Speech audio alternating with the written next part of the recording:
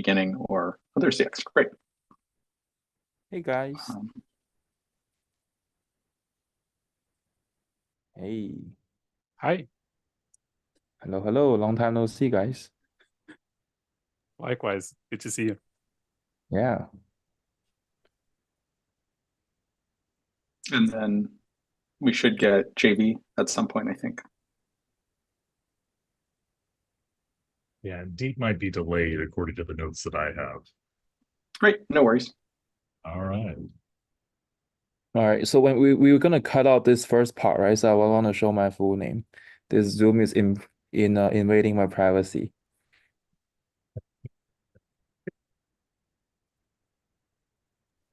I believe we're not live. Oh, I guess we are live. It's recorded or is it live? I think it is live currently on YouTube. Oh, okay, cool. All right. And I think that may have already started from right around when you joined. Ouch. It's okay. It's on LinkedIn anyways. It's recorded or is it live? It's both. It is live currently on YouTube. Oh, okay, cool. All right. And I think that may have already started from right around when you joined. Okay, ZX, I've been told that your privacy is protected by YouTube. Okay, great.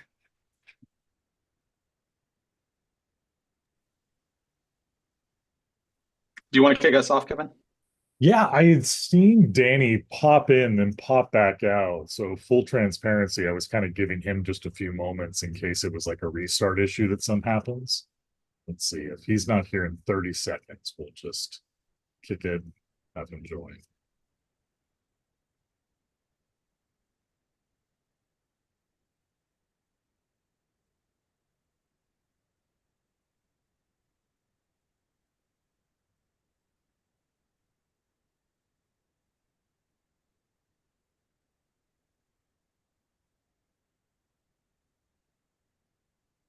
All right, we'll go ahead and launch off. Well, big friendly hellos. Welcome to this third fireside chat. We had the first two of these a few months ago. Found them really helpful. Right now, this conversation is taking place live as well as broadcast on YouTube going forward. And we're just having another chat with some new and returning guests to get a broader perspective on Filecoin's incentive structure and what are the community goals that go along with that. So if you are watching this recording or live, I'd like to introduce you to some folks on the call. First, my name is Kevin. I'm serving as the moderator just to kind of get this and then get out of the way of these brilliant folks that are on the call. The first person you might see with is Will Scott. Will Scott's from Protocol Labs, currently leads the tech at Fiddle Development, the Filecoin Incentive Design Labs, and really happy to have you here, Will, with us. Thank you. Also on the call, you'll see George Soros. Thank you for joining us, George, formerly of the PL Consensus Lab. Delightful, well inscribed, and take us a long way. ZX is on the call from Crypto Econ Lab. ZX, thank you so much for your time. Great to have you. And we expect some others to join. So Deep may join in around 30, 45 minutes. Deep is formerly with Protocol Labs. He was the Filecoin Plus lead, wealth of knowledge on all these topics as we go forward. Jonathan, JV, he comes to us from Protocol Labs and leading BD over at Asana Research and the Filecoin TLDR IO as we go forward. And if we get him, we'll get Peter as well.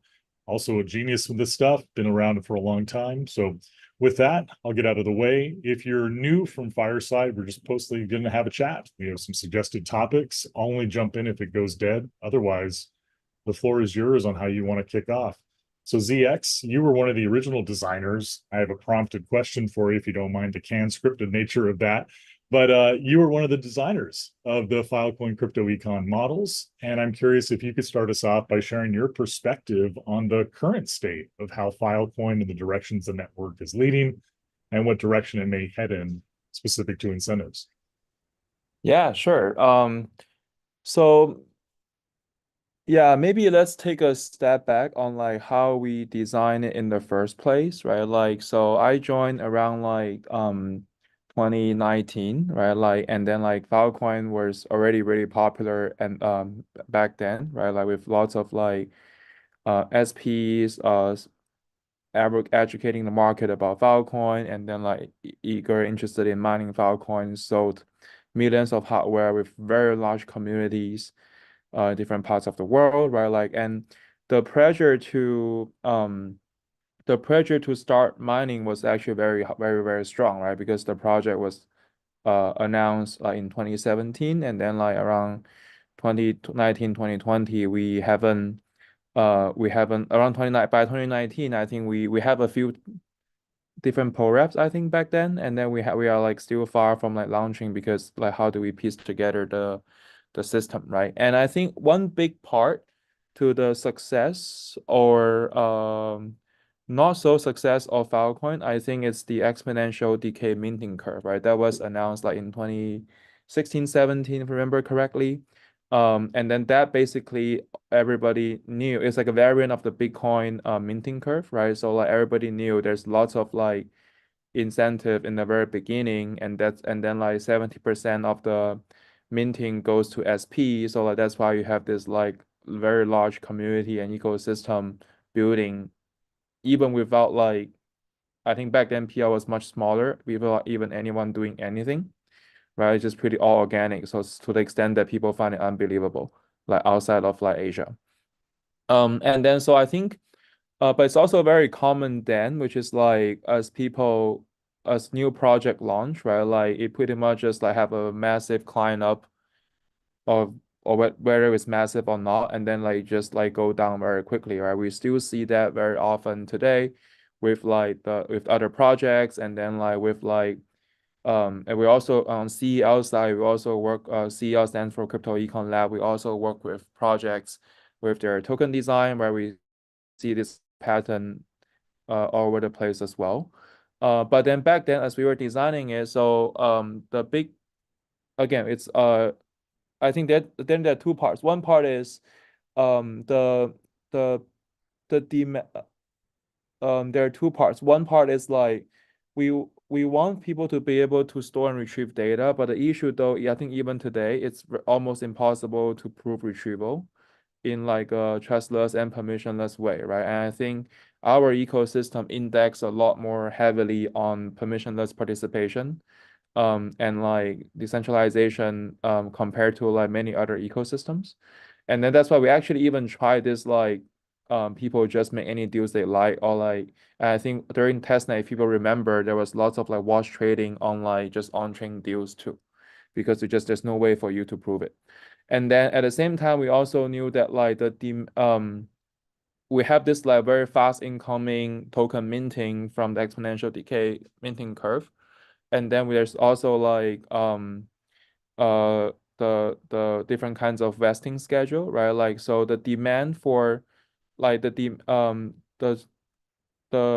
this kind of like, the demand for mining Filecoin is actually much stronger than like the demand for like actually using Filecoin for anything, right? So like then and we also have limited time, right? Remember, we were supposed to launch way before 2019, right? And then now it's like almost 2020, right? So like then the focus really is on, and also the promise is the I wouldn't call it a promise, and this like minting curve is like exponential decay, right? So that's why we did two things first, right? One is like this minting curve is only be in that case, right? This exponential minting curve, if the network also hits some KPI, right? This is where we hear about the baseline minting, right? But of course, we also blend in the dynamics from like Bitcoin style minting mechanism, which is the simple minting. So we did a lot of simulation to arrive at this like 70% minting from baseline, and then 30% minting from like simple minting. And then at the same time, I think back then we had lots of like pushback from SPs too, to basically require collateral to guarantee the storage reliability and guarantee like the securing consensus. I think that was pretty much unheard of back then, because everybody was like, oh, we already sold hundreds of millions of hardware. Now I need to find another 100 million of to lock up the token too, right? So, but then like that's kind of how we want to make sure people are aligned with the network value and the network long term, right? By basically having skin in the game. Same as like for a big Bitcoin miner, you need to buy Bitcoin ASIC, right? That is your skin in the game, because without, if Bitcoin price start going down or the Bitcoin network gets attacked, your ASIC is worthless, right? So like we borrow concept from that world as well. And then also lastly, like because because back then like the vision was like it's free market, so people can make deals. So P2P, you can find SP that they want, and then they can honor that deals and so on. Where I think we can talk about how we want to evolve this later on, but that was the thinking back then. So like then the value accrual, I think we also did another thing, which is like we implemented 1559 like a year before Ethereum. I think when we were still like people were still discussing it, we were like, oh, this actually makes sense. There needs to be some kind of sync in this like token economy, and that thing was from like the gas burn, right? So you have basically now you have this like three core pieces sketch out. So you have like the minting curve, but it's conditional on network actually amassing so much storage, right? Like for it to be like full minting, exponential decay minting, Filecoin actually needs to store a significant percentage of humanity's information for the maximum minting to happen. And then you have like this collateral requirement to secure consensus, provide guarantee on the storage reliability, which actually is quite reliable on Filecoin because of this incentive. And then you have this sync mechanism back then coming from like using Filecoin as a blockchain, right? Because again, I think like as time goes on, people have people position different ecosystem differently, but I think like that was the context, and then like that was like where we index on want to be permissionless participation, and then like we effectively selling block space like every other blockchain out there, and except we even implemented this 1559 like more than a year before Ethereum did. And it worked pretty well actually. In 2021, I think like Filecoin network burns maybe like 150,000 Filecoin every single day.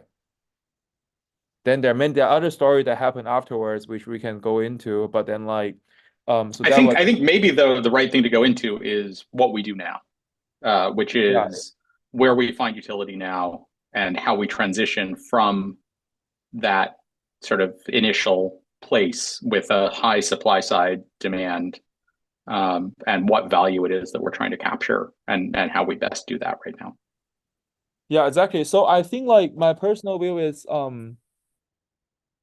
I I can tell you my view of where the value accrual should come from, but at the same time, I think like as long as the whole community agree on something and then like try to be the best at it, and that's also fine, right? Like, and I think like people can get behind on this, like the demand for Filecoin should come from people actually paying Filecoin for storage, right? I think our community argues a lot, which is sometimes unfortunate and very annoying to developers.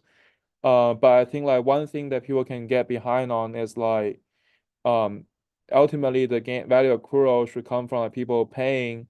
And I think maybe that's something there's something to be said too. I think like before we launch, right, like it was like we haven't proven that Filecoin can be of a network on the same scale of like as like Amazon AWS or as like YouTube, Google of the world, right? Like, but we have proven that we can scale to that level, right? Like, so now, and then of course all the blockchain world has evolved too, right? Like if I'm like people selling block space to like, oh, maybe now the realization is that block space is actually really cheap, right? Like there's like with all these L2 and then like roll ups and so on. Another thing also, I think over the years, the last few years, especially, I think like the broader Web3 ecosystem also relaxed a bit more on like permissionless participation or full decentralization aspect, right? Like I think just looking at like what everybody else outside of Filecoin is doing, I think there is like a people value Web3 as technology to make something work. People are slightly less concerned about is this entirely like permissionless or decentralized or not, right? I think it's always on a spectrum. I think it's safe to say like Filecoin is like much more decentralized, much more permissionless than like many other project you can see in the market today. So like then in terms of like, so actually I have a whole view on this, right? Like, so I think the Filecoin problem in my mind, I think it can be broken down into like, so we generate lots of utility as a network. The utility needs to accrue back into the Filecoin network, right? In as you mentioned, right, from the context is the biggest kind of value accrual mechanism right now. I think one is demand from locking to as collateral to like earn more block rewards or like to actually onboard more storage, right? Then the second demand will be coming from like the use of the blockchain through like gas burn, right? But then like without lots of application and so on, or like if or with like a blockchain that can scale really, really well, right? Basically, we kill our gas burn, right? That's also what happened when we went down for 150,000 Filecoin burn every single day, to like less than like 20K because we scaled the blockchain a bit too quickly. And then we also had like a global macro winter, crypto winter, and then the China crackdown as like a triple kill on top of this, like losing the sync, right? But then right now the short term this kind of value accrual avenue, it just come from locking, right? But then like long term, we want people to actually paying for storage, right? Like, and I think this has two other problems that Filecoin needs to solve. The first problem is Filecoin also needs an SLA that work for people. Right now, the Pora SLA is basically like the archival SLA, right? Like, and I think Filecoin Plus, which I heard is a topic that people want to discuss today. Part of the reason why Filecoin Plus getting so much heat, I think we are just like always kind of oscillating between these two goals, right? One is like the value accrual comes from the demand from locking collateral. And at the same time, we also want to push for like a very good SLA, right? And I think like in the absence of, it's like the SLA that works, your demand or like the actual demand for using Filecoin today sure, it's better than like 3 years ago because we have not even launched a network or more than 3 years ago, right? But like I think it's still quite small relative to the volume of like demand from like locking the token, right? But like I think that's why I think Filecoin Plus is always in this tension, right? If it's like I think that's right. I think the game that is structured with Filecoin Plus right now is an adversarial one between the program and the participants, where the Filecoin Plus in how it's structured means that it is the race for how little additional cost do you have to take on in order to get the additional block rewards. And it's not it's not an incentive in line structure of how do I do the best job to get the outsized reward. Yeah, so but I think I'm gonna finish my other thought and I'll come back to you. So I think we said there are two problems. One is we're missing SLA that works, right? Then number two is even if people want to pay to use Filecoin storage, currently that value isn't accrued to Filecoin yet because we were designed to be P2P, remember? From like earlier context. So I think both of these will need to change on Filecoin. For Filecoin to like that's my view, right? Like it's like then of course this like value accrual can also come from storage proof fees. It could also come from like protocol charging clients and then like doing something with it. But again, when we get into protocol changes, then it gets a bit more involved too. And then the last problem, which is not a protocol problem, is like how do you find more people to sell storage on Filecoin?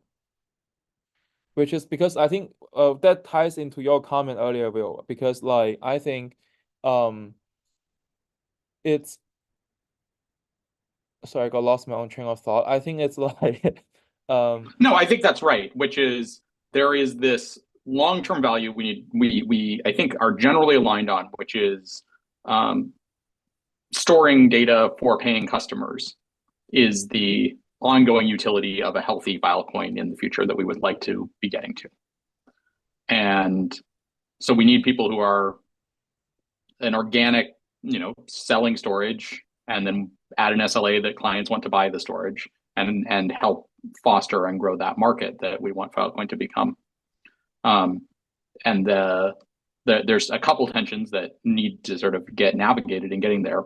One is if like there's a lot of limitations, it feels like, on changing anything too fast because you don't really want to like, I don't know, break the existing participants and cause the network to fall apart in that process. So you need to do that transition in a gradual, smooth way that people can react to and adapt with. And so that feels like part of like how our hands are tied in some senses, that everything needs to be a relatively smooth curve. and we don't have a great sense of like how fast we can get away with of where the breaking points are. So like I think I have a few thoughts on that. So like just now you mentioned people should aim to do more for outsized return. I think that's like also a big if. Going back to like how much volume there really is in terms of demand for payment for storage, right? Because as far as I know, I think Filecoin retrieval works if you are willing to pay, right? Like because we know SP who have all the provision you need. It's just that like, but who is paying, right? Like so there is still like this like BD/product gap that somebody needs to fill. But then for the people filling the gap, then the question is, all right, so what's my incentive? What's in me for me to fill in that gap, right? Like, and sometimes that might just come from like a different product, or it could be like a different protocol, a slightly different company trying to like make profit or like do something with this area. But like but yeah, I think that's again going back to, I mean, maybe it's what you were saying just now too, right? In terms of like, I think Filecoin protocol should improve or change in like those three areas, right? Some SLA that works, and being able to accrue value back to Filecoin as people pay for storage, but that can come later, right? Like, and then having more motivation for people to actually try to sell storage, right? So, then to your point, I think I agree with you. Changing a protocol is very tiring. We have been trying to do that for the last 3 years. I think like everybody is kind of jaded. So next time people see people on the internet trying to improve Filecoin, please be nice, right? Like, otherwise, I think nobody wants to like be in this kind of environment. And nobody like, I just feel, speaking from my team's experience, I think like we are just quite as some part sometimes we feel quite disappointed too. But then like, but we hope that we can like learn something from the past too, and then like do better in the future. But then I think but having said that, right, I think there are also ways to just like do something like as like an L2 straight away. So I remember I shared a proposal earlier, right? Like and then I start, which I think everybody agree with the problem statement, but people started diverging a lot on how to implement, right? Or how to make it happen, right? So like then we actually make another document that's to implement the exact same thing, but as a separate protocol. So like stuff like that, I feel like maybe that's the way to go, right? We can just like, hey, we don't really want to like argue. Let's just like prove that it works. And then Filecoin can like work it or like copy it. And then like maybe that makes the whole decision-making process a lot easier. Yeah. Yeah, I mean, I think there's plenty of existential risk in all of these. Like, how do you demonstrate something's better? Because and I think this has been talked about in a couple different contexts around like, well, you know, we can have like a time limited thing on calibration in that. We could have some sort of like temporary fork where we show or like people doing storage proofs also on another parallel chain for a while and show how that reward thing in, you know, that people are opting in.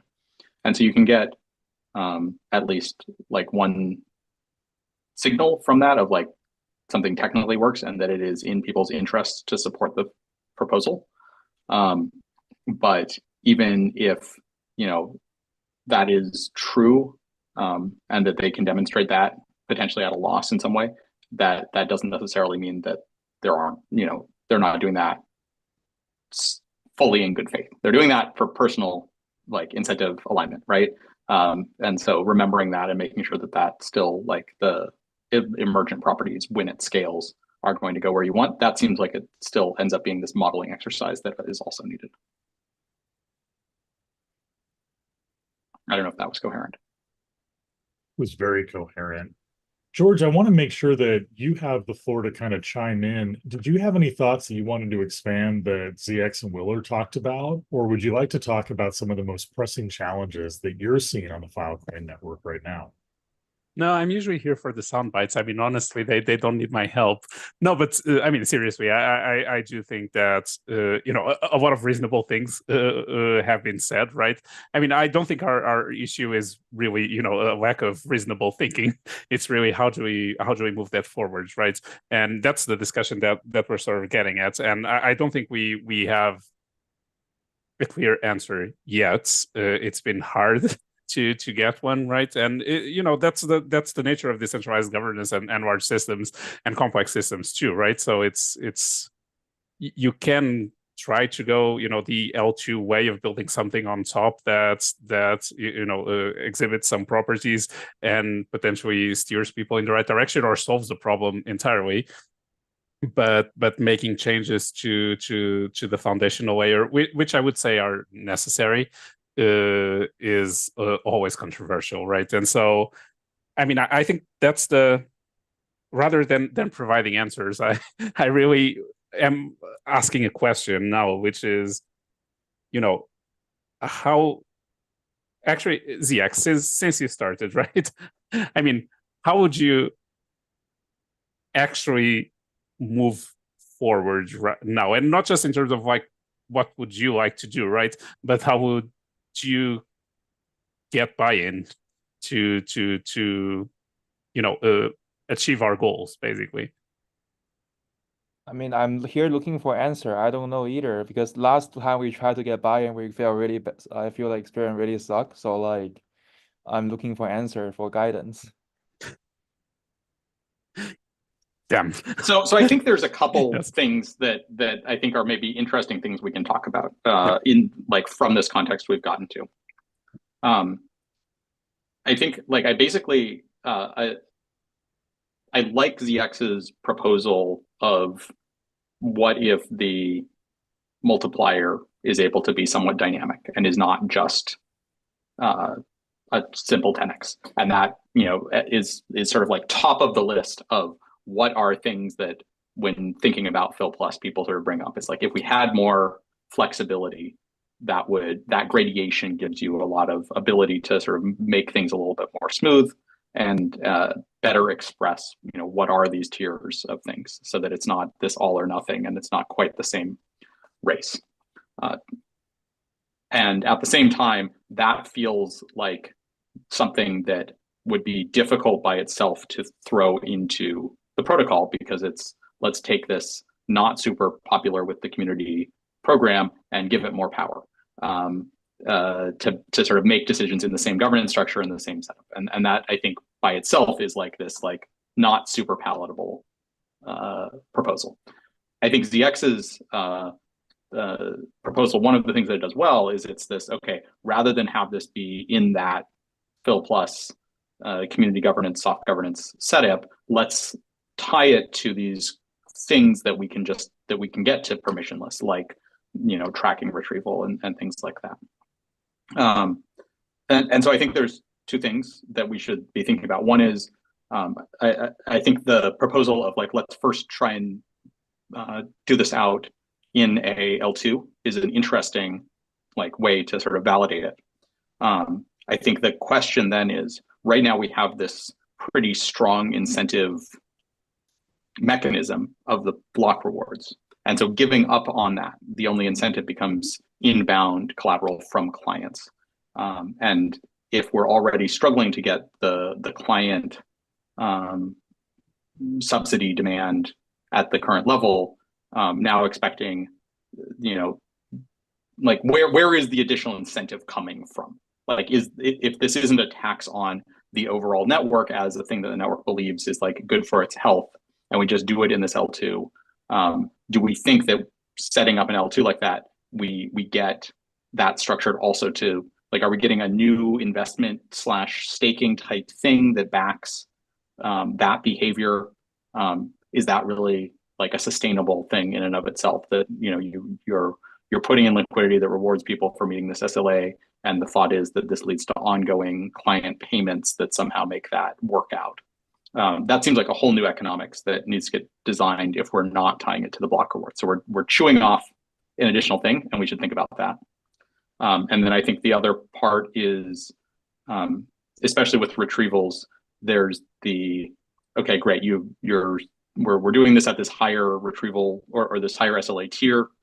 The SLA stops being like, we have slashing of the deal for the storage side of like, you haven't been proving, but we need to figure out what the right structure and flexibility is for how that reward modulates around meeting something like a retrieval SLA that is also an ongoing property. Yeah.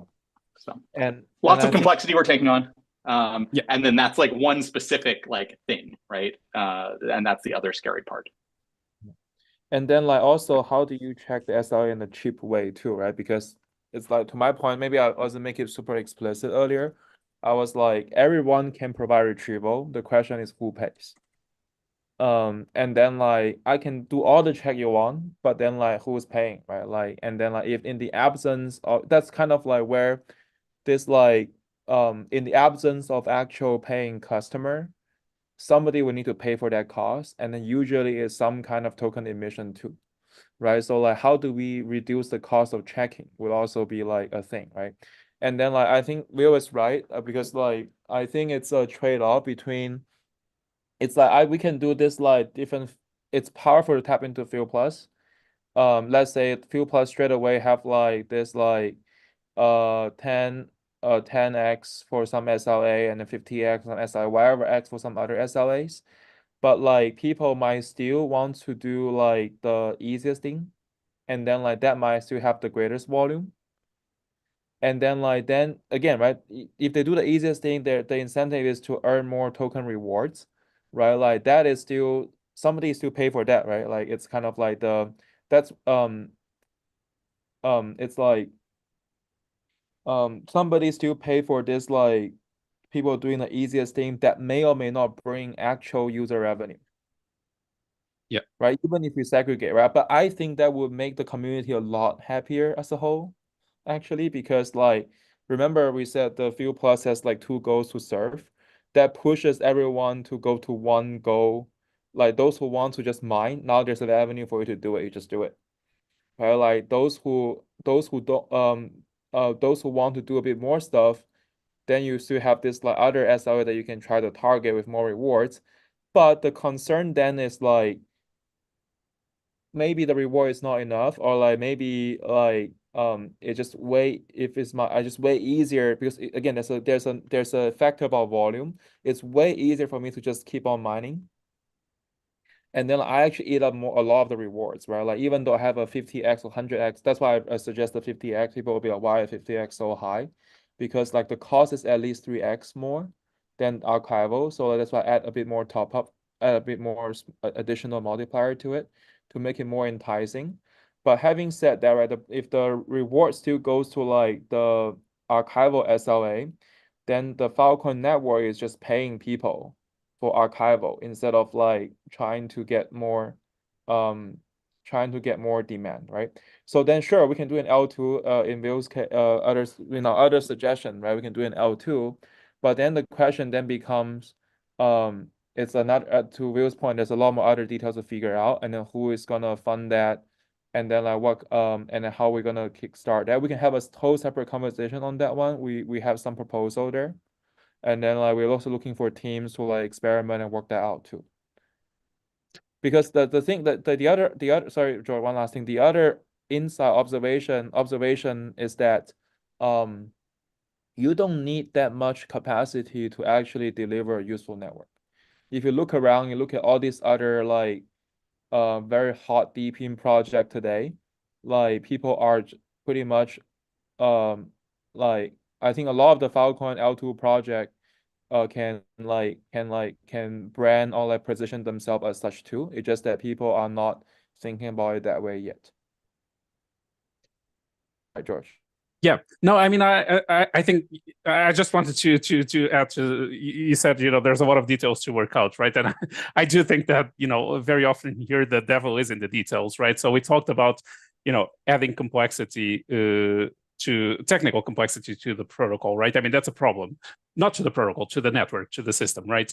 Overall, I don't think even the technical complexity is the biggest problem.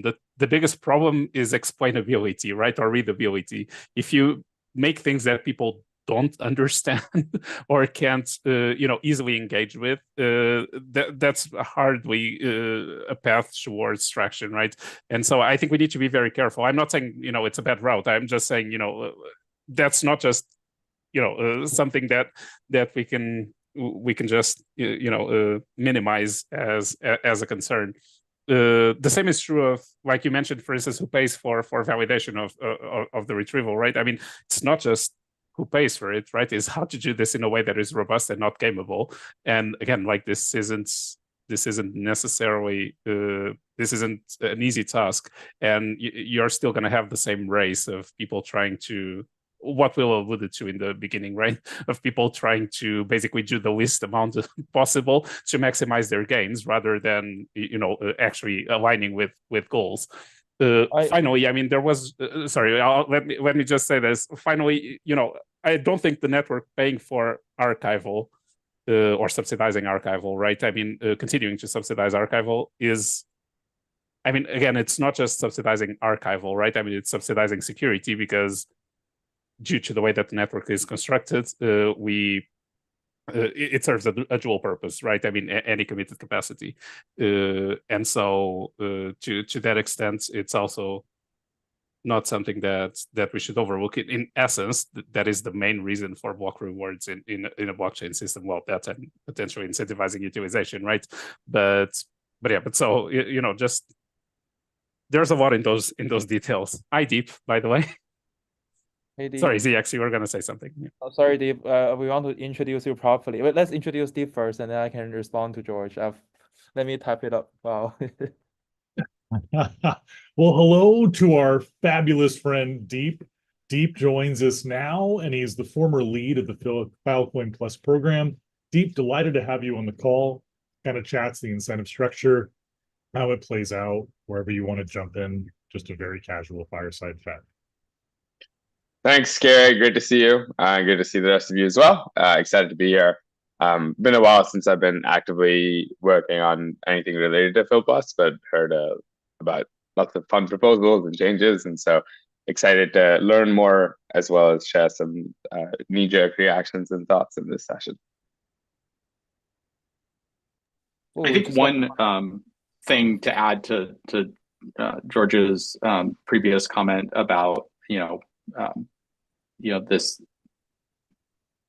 question around like people are going to maybe try gaming it, like if you've got some tier of like, oh, I do more work and I get there, how do you position that multiple to actually be reflective of the actual cost, right? Like one of the things that we have with the current 10x multiple is we're like, okay, like does real data and doing that cost at 10x what it would cost to just do committed capacity? And the reality though is that like these are going to be variable for different players based on their costs, and it's going to fluctuate. And so there's no like one multiple that actually is going to be particularly good at reflective. And so then there's this question of like, do you have that multiple be a thing that can like change as it reacts? And so like based on how much of the network is like able to do that, what you're saying is actually it's like the top tier that gets that, and you have some other way that's dynamically readjusting it or something like that. Because I feel like just having any given number or even any range of numbers of these like tiers is going to just like lead to not the structure that ends up being successful. Yeah, so I have some comments too. I think like for George, to your point, I don't think there is really that much complexity especially if we just do it on like an L2 network, because you are resetting a lot of the rules and the gameplay. So I don't think it's that much complexity, to be honest. Sure, there is some, but then like we also don't need like a perfect solution to get started too, right? Depends on like the circumstance of the project and how you want to incentivize it too, right? And then to other point about which I think we'll touch on about like people gaming and so on. I also just think like that's kind of only a thing when like when you really want to do everything hands off, permissionless and decentralized entirely, right? Like if you can run a committee, you can do whatever, right? But I just feel like it's the gaming, it's like tricky when we just like when we tie our hands, and also depends on like it's kind of like I also feel like people sometimes the community accuse someone or whoever for this being not decentralized. I bet they may or may not really care about that much. It's just that excuse happened to be working in their favor, right? Like and like it's just like the whole gaming thing. It's only a very hard problem when we tie our hands, and also the how the game is set up too. Yeah. I guess in parallel with something like proving out an L2. So like I think that's interesting because I think that is a good example of a way to get out of feeling like we've got our hands tied. Yeah.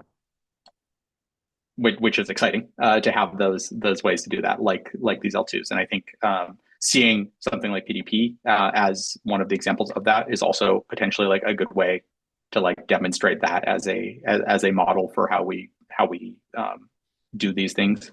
Is we first have things as contracts, we show that they're getting use, and then we have some way to integrate them into the underlying protocol economics. I think in the case of something like additional SLA tier rewards at an L2 contract or something like that, the question is going to be, what do we do with the current L1 incentive thing? Like, are we just sort of like keeping this in stasis? And if not, like, what is the like best way to like what do we do with Phil Plus as it exists now? I think is still going to be this problem that we have to deal with at some point, right? So going back to the tension that I talk about, if you guys agree, right, which is that one, the current demand comes from locking, and then two, we want some SLA that work for people. I think like there was some point in the history of the network that we dialed to the other way, right? Like this is like enable more value accrual to the network, right? Then people get unhappy because they'll be, oh, now I get outcompeted and so on. Now you have somebody to blame to, right? Then now I think we are dialing more towards a stronger SLA as an ecosystem on Fuel Plus. That's why my other comment, which is like everybody can give you SLA as long as you pay for it.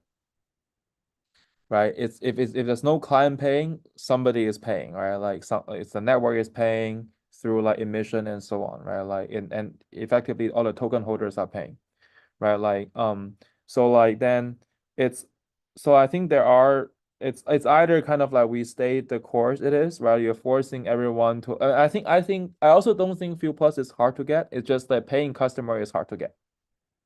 Right, at least I have commitment from Will here to basically grant data cap when there's actually paying customer. But I think like getting paying customer is the hard part, right? Like so that's why I feel like I think like from my vantage point, it's like it's either everybody gets Fuel Plus, effectively there's no Fuel Plus, and I don't think there's any incentive.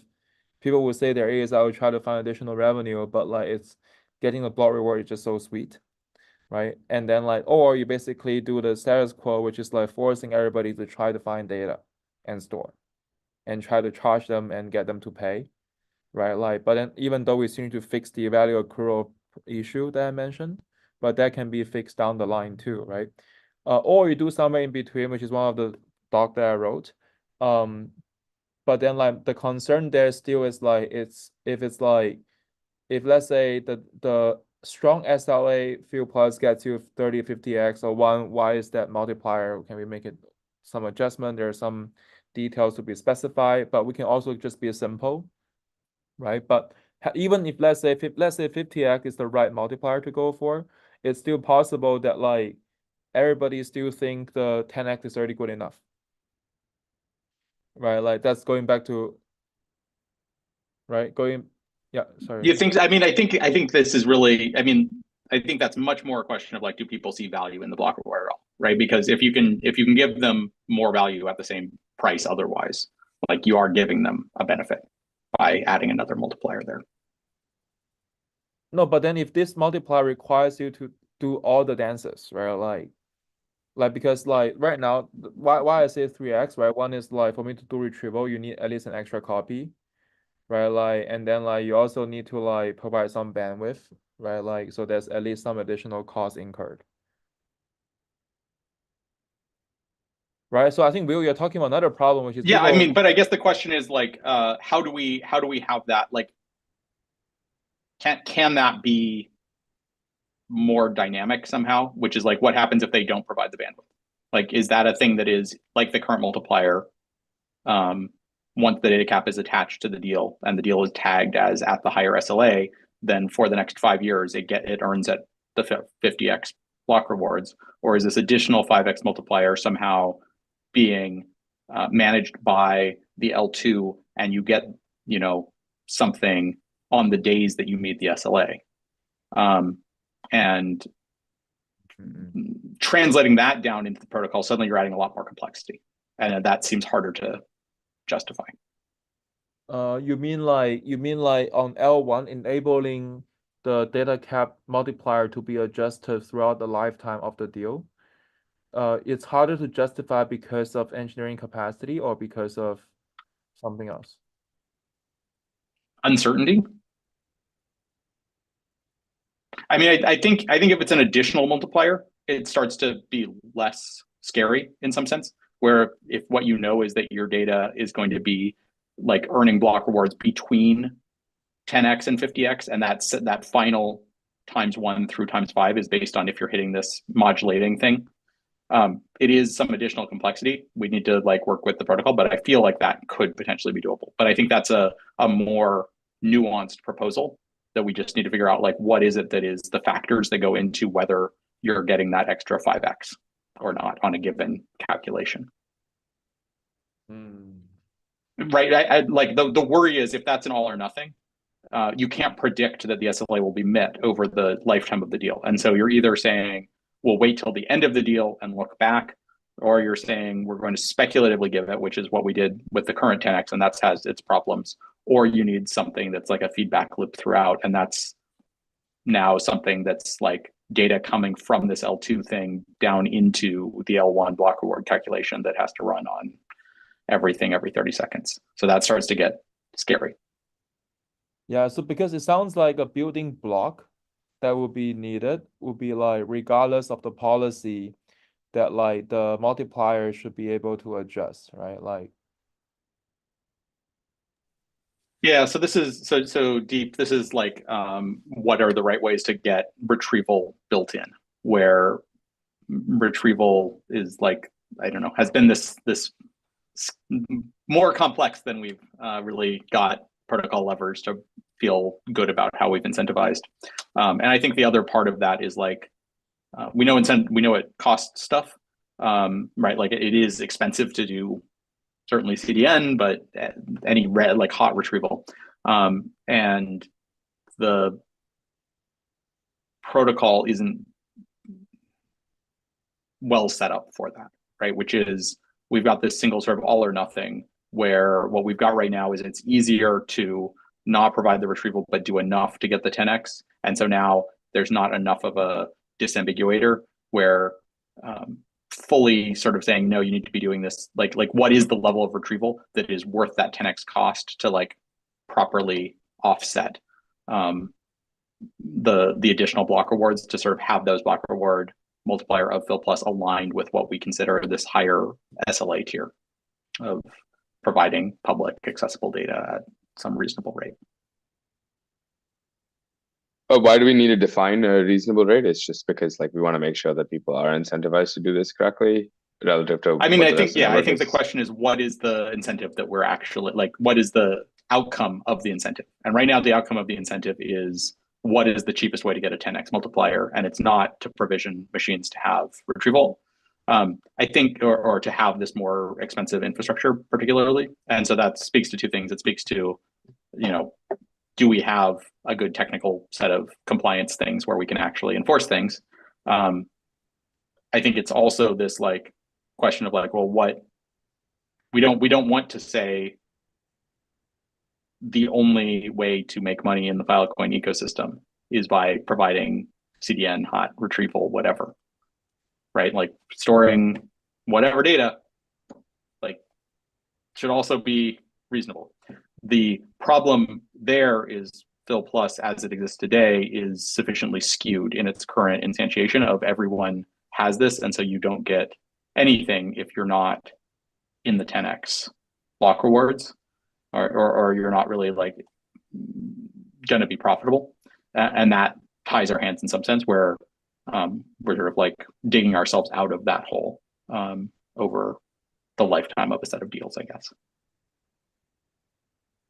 So ZX, are you basically proposing adding like tiers above this effectively, or like different kinds of like additional multipliers so that like even if everybody finds a way to game to get the 10x, because that's considered like a baseline for participation in the network, we then need to have something beyond that effectively to support or subsidize like useful activity on the network. Yeah, exactly. So to summarize, I think we need to do the following things. One is like Filecoin needs an SLA that work. And right now the ProRes SLA is basically archival. Right? I'm sure that I guarantee you that that is still there, right? Like and then like then the second thing is like when people pays to use pay for storage on Filecoin, they'll need to flow into Filecoin somehow, right? That's something because right now it's all P2P, but we can fix that problem later, right? And then number three, I think we need people more systematically selling storage on Filecoin, right? Like I think the heat that Fuel Plus gets into is like currently the value accrual on Filecoin is like one, locking from collateral, and then two, burning Filecoin from gas as a blockchain. But then like the blockchain is very scalable, right? So like the gas burn is kind of like not that strong. So like you're just counting on like locking from collateral. Then that's kind of why Fuel Plus is always in the crosshair, because like if we dial too much to one side, then you lose this SLA that works because like everybody is just doing archival, so to speak, right? Like if you dial too tight to the other side, everybody is like, oh, this is so expensive, right? Like, and it's like, and then people start complaining again too, right? Because you don't solve the other SLA, you don't solve the other you don't meet the other constraint. Yeah. But I think the other thing is like even if people pay to provide, that's why I said that's why we had the number three, which is getting more people to sell storage, because in the absence of paying customers paying, all this extra bells and whistles somebody is paying. And that's why nobody wanted to do it, right? Because it's like, oh, who is gonna pay for it?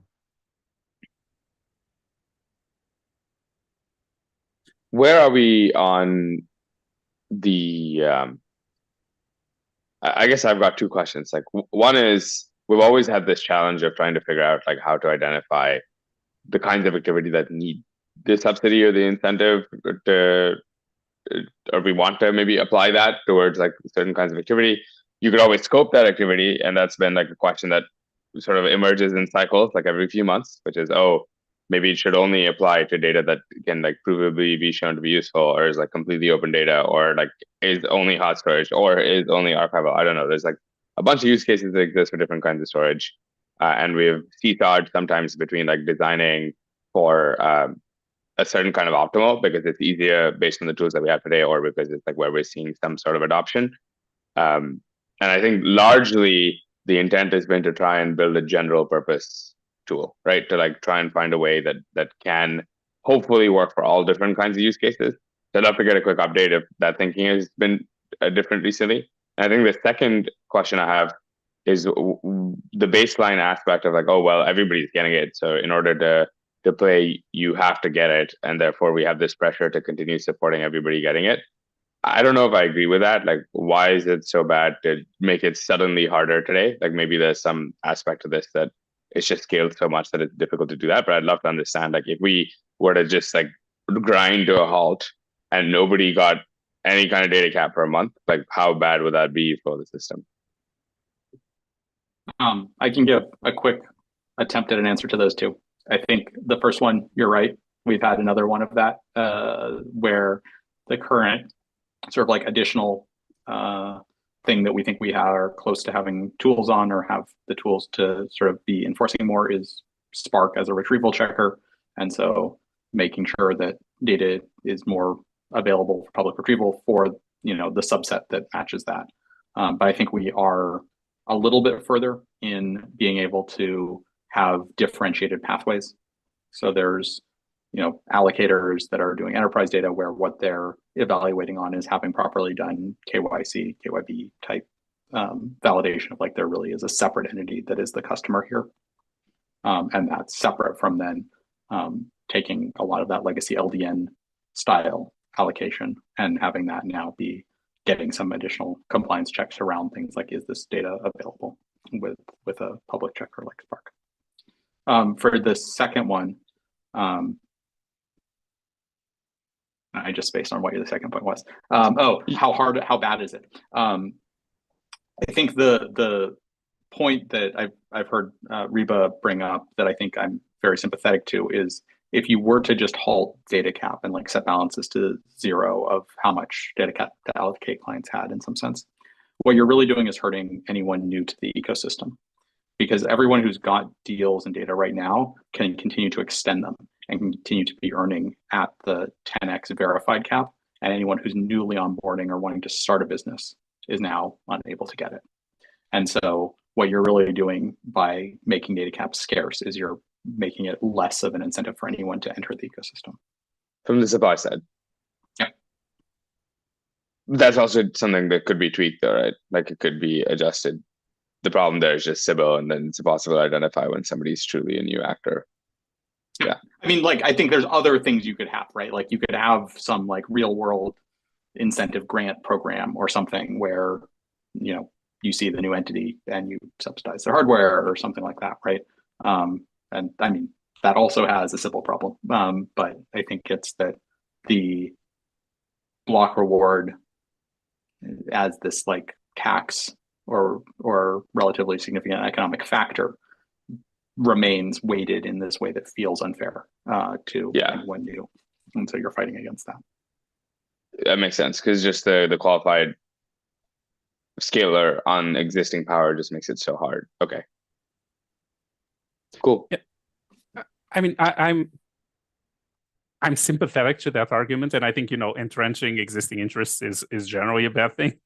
That said, I mean, it's really hard to improve while guaranteeing no disruption to anyone, right? So it might just be that eventually we are forced into a position where there are going to be winners and losers, right? And I don't think that can be entirely avoided.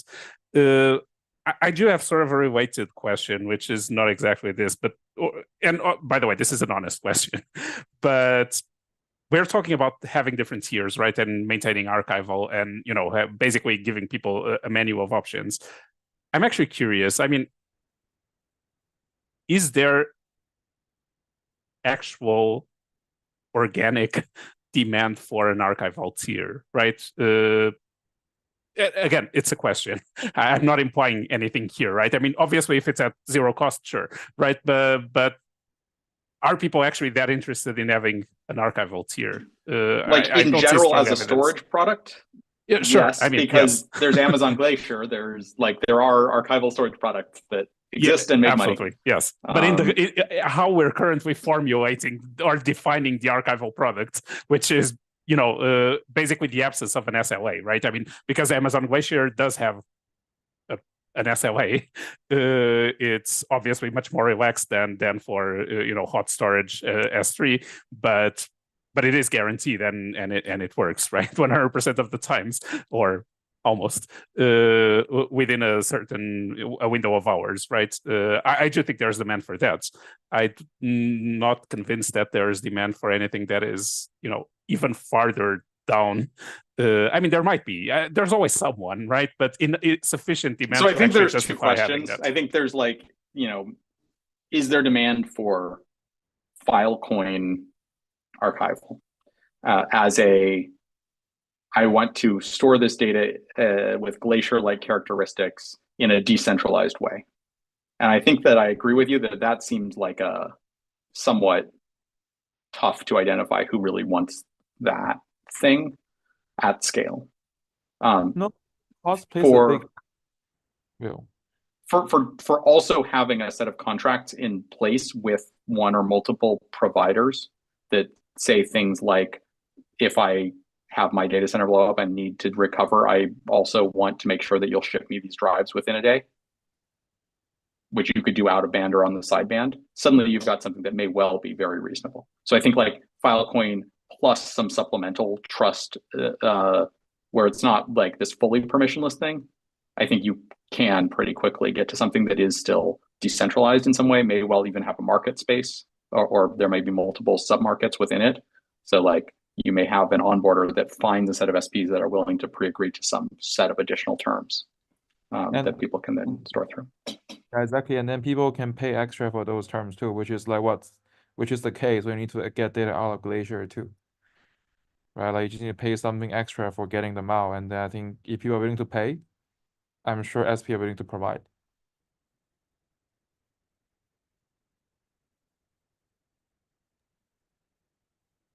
Yeah.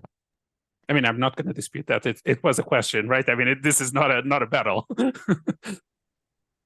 Yeah, no, exactly. So I think like the challenge is always like, how do we, that's why I have my third problem, right? Which is like, how do we get more people to sell storage more systematically?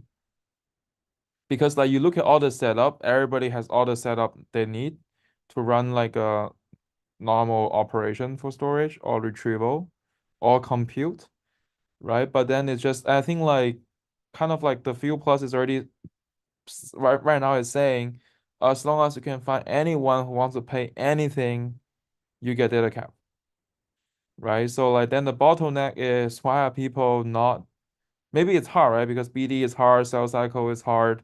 Like it's like a lot more work than like just like plugging in some machines. Right? But like, I think that's kind of one of the bottleneck for our network. Right? People actually find a scalable way to sell the storage on Filecoin. That's fine.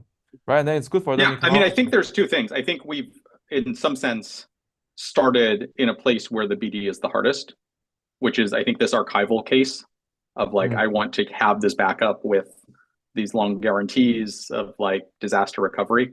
That's the case where you want someone with a strong reputation of being able to get it back. And so someone who's been around for a year, who has, yes, they're proving it every day or whatever, it's tough to have the reputation or be able to find the groups that want that, even if you're able to give them a slightly cheaper. I think as you get closer to just web hosting, you see many more people with, low end box or these relatively lower reputations that are able to find niches. Yeah, I also. But where are we on like systems for potentially like trustlessly or permissionlessly verifying retrieval or like maybe the quality of the data, if there's a way to assess that? I know there was some ideas in flight like a year ago or so, to like see if there were ways to assess either by committee or in some other trustless way, like the value of a SID. Spark is running and is able to validate retrieval. I think it will continue to evolve and strengthen against various attacks. But there's a baseline thing that is checking data for can clients get it. I think there's always going to be things to improve to make that blend in better, so that the response of it saying, yes, I'm consistently able to get it is reflective of a real end user being able to get it. But that's can any client get it, or can evolve? Yeah. Is it Spark solves the problem of can any client get it, right? Not like can the specific client that stored it get it. Right. Okay. We're still sort of kind of then shying away from the fact that like somebody trying to store data that is like any kind of like encrypted private like enterprise data. So there isn't like a full story for ACLs, or like how would you delegate and say I'm the client, but I also would like this other validation service to be able to do retrieval in a way where you choose some neutral third-party validation service that is now authorized and the SP sees that's expected to get it at some retrieval frequency. I think that is getting built out. There's starts to designs there. I don't think that's too far off. Okay. Yeah, quality is harder. That makes sense. And nearly impossible as well, right? Because it's just from like a pure math standpoint, some things are just not really possible without somebody being biased somewhere in the system. I'm curious to hear like from like a from like the standpoint of stacking multipliers, like we've talked about in the past, like duration, we've talked about like other ways to identify proxies for when something is valuable, because you can't just like peek at the data yourself. And then even if you did, it'd be hard to make an objective decision. Um, is your sort of leading hypothesis that like retrievability is the best thing that we should be pursuing? If yes, why? If no, what else? Yeah, Or I just maybe think like, what else anyway? no, I just think like as even within retrieval, there are also subclasses too, right? Like which it's not like an umbrella statement too. That's why we kind of like talk about SLAs, and then like you can just have like different tiers to start off. You can keep on adding different tiers to it. And I think I think you still need some SI on the Filecoin L1, because otherwise even all the other project and L2 and so on, they can't rely on Filecoin for it. Right? Like so then Filecoin lose a lot of value from not being able to provide SI on the L1 level. SLA at the network level, or SLA somehow like, you know, from each SP participating at the L1 level? Ultimately it's the SP providing SLA, right? Like, but then like the protocol needs to enforce it. Because otherwise, like every other people try to rely on Filecoin, if they can't rely on Filecoin protocol enforced SLA, there's no reason to use Filecoin. So then baking in some sort of like aspects of responsiveness or liveliness into the L1 effectively. Yeah, or like people sign up for let's say I'm SP, I sign up for some classes of SLA for each of my minor actor. Then my minor actor gets some kind of additional multiplier on top of like the, let's say the archival one, let's say that's your baseline SLA, which is enforced by ProRep, right? Like, and then like th because the SLA makes you do more dances, right? Like you just have to like you incur more costs as well, and then like your SLA is actually more usable, right? Like, and I will even argue we were even suggesting the protocol should mediate this demand and supply as well. But then like as we discussed earlier, like I think if you're changing that on the L1 today, I just feel like there's lots of hoops to jump through. And then like we rather put our productive time to like just building something.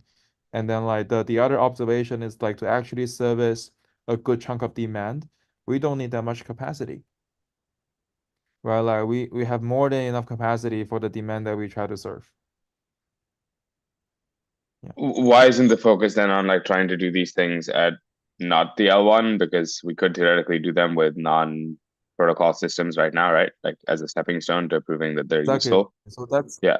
that's kind of like we wrote like two documents, one on like L1 FIP, one on like if you just like do it on an L2 or like or for the lack of I mean L2 just can be any protocol, right? Like and you can design like a protocol for it.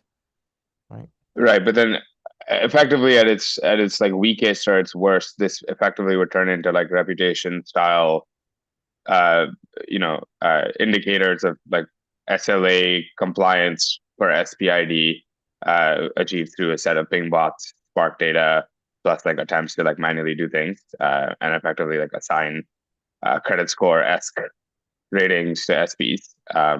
Your team worked on the SP rep dashboard or whatever like 2 years ago. Why do you think the environment is different now than it was then for something like that to be useful and successful? No, I don't think it has to be a reputation rating. I think that's just one way of that can happen. It doesn't have to be the way that it happens. And then like for all things reputation related, I think reputation needs to have its teeth too. Right? That's kind of our assessment from building a dashboard, right? It's like why do I care? There must be a reason why I care, right? Like and then like this reputation will just emerge. I don't think we need to necessarily build reputation per se. I think that's a bit of like going around. It's like I'm trying to go to point A and building point from A to B, but I'm kind of making a detour to C to get to B, right? Like I might as well go straight to B. So like I think there are other ways to like to do that, I think. What are some like tactical ways that we can do that without just a flip to the L1 as like a food for thought? And like we can if you do proof of concept, we actually wrote a small doc on like how we can build this out on like an L2, right? Like we can just like again, you have to make because you're starting from a clean slate, you can make different assumptions that you want, right? Like you can then basically say like the protocol would, like even will like you talk about dynamically adjust multiplier and so on, right? It's very hard to add to L1 because of complexity and whatnot. But then if you're starting from a clean slate, we can do that like much more easily, for example, right? Like yeah. I do need to drop now, but like we can pick up this conversation. I mean, we don't need to talk more. We can just do more work directly and then figure out how we want to proceed. I think, yeah, let's just start building more and less talking. Cool. All Absolutely. right, bye guys. Yep, good chatting. Nice work. Thanks, CX. Cheers. Bye. I think there's a couple like remaining things in this direction that are worth that remain issues. One is, what do you do with the current L1 incentive, right? Which like do we just sort of say this is the local optimum, is the current sort of structure? We're going to keep running this program as it is because it's as good a balance, and saying either we just say everyone gets 10x leads to just committed capacity and we lose storing of any data, and that seems like a bad outcome, and saying none disincentivizes anyone new coming in, and that also seems bad. And so let's do this thing in the middle where there is some gating, but it's not so expensive that it is harmful. I think then there's a question of like, do we keep increasing the costs on that 10x multiplier to sort of constrain supply a little bit, which I think has been the game that's been sort of played is for quite a while, or is there something else? One thing that might be interesting that came to me out of ZX's thing is I wonder if SPs could indicate that they want to play a different game.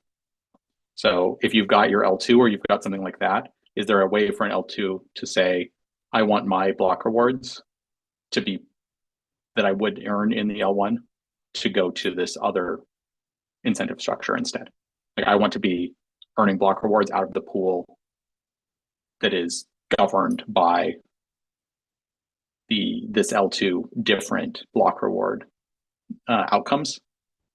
And we could potentially do something like say, in order to support this, all of the deal capacity that an SP has would be considered verified if they opt to have it be put into the L2 pool.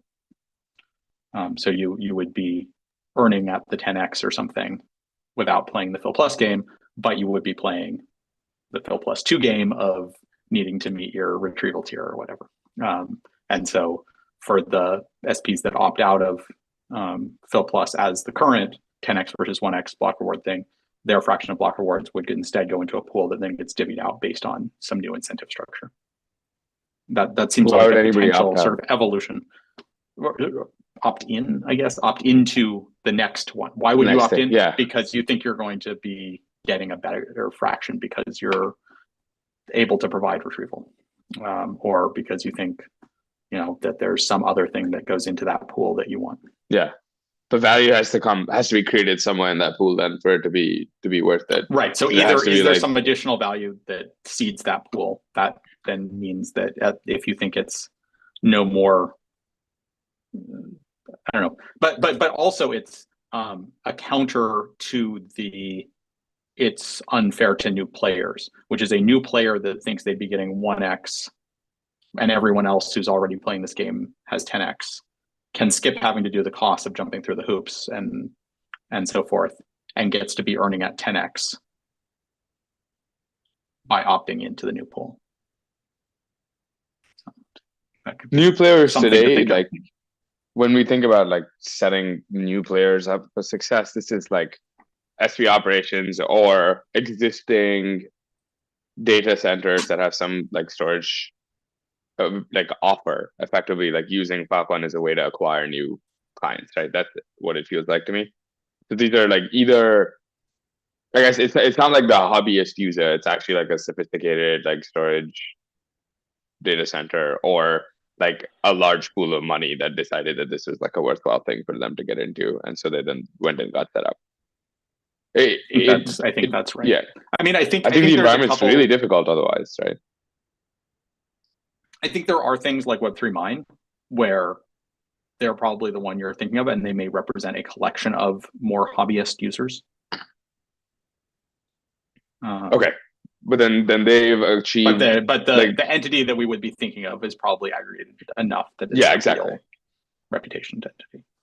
Yeah, because I think like the individual user not at scale, the environment is probably too hostile to begin with, right? Like you're talking about like already like needing a baseline of 10 terabytes, which like the average person doesn't have, and then it's like beyond that, you need to have some amount of achievable scale, get embedded enough in the system to understand that you need a data cap to begin with, get embedded enough in the system to find a way to either like really find somebody or use your own data or fake that you have data. Like none of these are like super trivial. Like you require some amount of understanding, knowledge, expertise, and hours a week to like get involved and participate in this.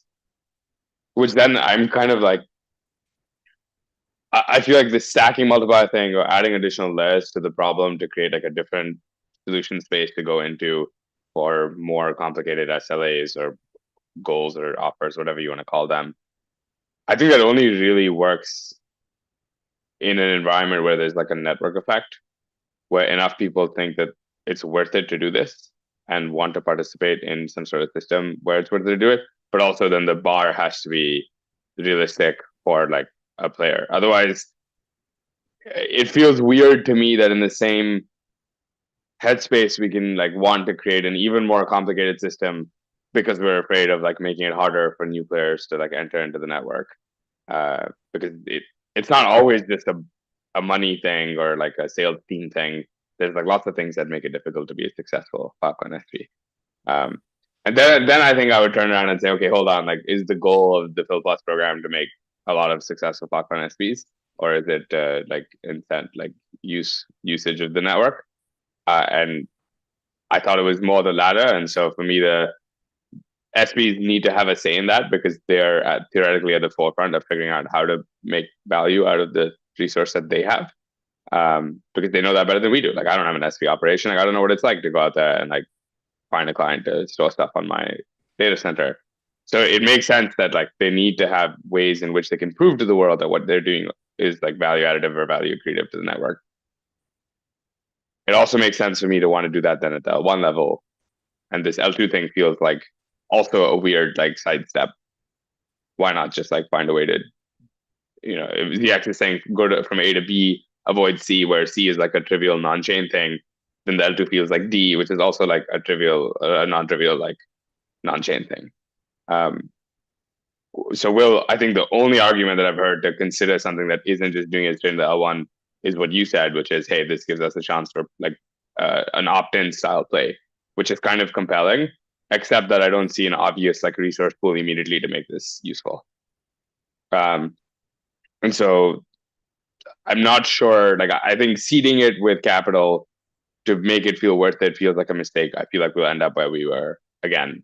So there needs to be a different way in which we can represent like, hey, like in this set of people that participate in this new thing or new aspect of the existing thing, there's somehow more value being delivered to end users, and therefore there should be more value being returned to those that participate in the supply side. And if that ends up just looking like Web3 Mine-esque conglomerates of SPs that actually charge their users and the revenue they earn then gets shared, like that could be a way in which we come up with like smaller groupings of SPs, even if they turn into L2s to share resources. I just don't see like an obvious path, I guess. Like TLDR, I'm saying a bunch of shit. I don't think there's an obvious path here to figuring out like how retrieval universally ends up being a provable way to show in an unbiased, objective way without like adding into the L1. That's the first thing. And I think the second thing is, I think we should be careful what we're indexing on. Just making a bunch of decisions that make it really easy for somebody to set up a new SP isn't necessarily like the thing that I think we should be optimized for. And then the third thing for me is like, I think we need to go back to like more objective ways of proving utility. And I feel like the thing that I was most interested in a year ago today was probably finding ways in which we could show if a deal was paid, because I think that's like ultimately like the most obvious and useful way to show if something has value is, hey, did somebody pay to store this? Can you prove that they paid to store it? And great, like if somebody was willing to pay, fantastic. Like this makes sense. We're likely to want to qualify that, and I'd love to hear like what the latest is on that. I mean, there's an implicit way of testing whether a deal was paid for, right? And that's just you being willing to take less of a block reward because you have another revenue source, right? I mean, this is sort of the, like, you can very easily test for whether there are other revenue sources if people are accepting block rewards below the cost of providing a service. Now, obviously, the cost of providing a service is not something that you can easily determine universally, right? So this is easier in theory than in practice, right? But you know, that's basically the determinant. If people are making money elsewhere, then you know the block reward becomes less relevant, and they're willing to take less of it. But yeah. But no one's going to do that in an environment where to participate in the environment you have to get a block reward. Because then I would just, as an SP, my natural reaction to what you said would be, great, I'm not going to tell the Filecoin network that I have these deals.